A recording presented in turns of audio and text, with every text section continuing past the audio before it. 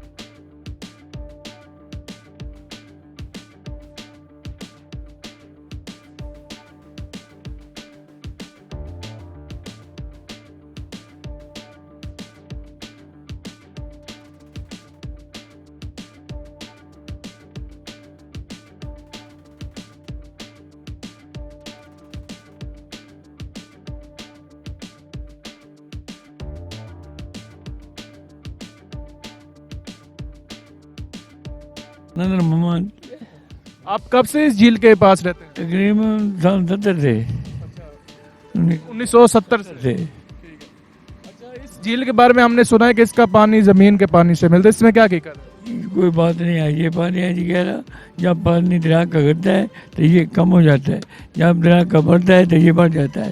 अमूमन इसमें सैलाब आते रहते हैं और अगर सैलाब ना आए, दरिया ज़्यादा पानी हो तो फिर नीचे से ऊपर आ जाता है। ये कुदरती चीज़ है। झील का पानी कभी खुश्क भी हुआ है? कभी नहीं हुआ, क्योंकि छोटे छोटे थे, तकरीबन 5 साल के थे उस टाइम देख रहे हैं ये इसकी क्या यही थी।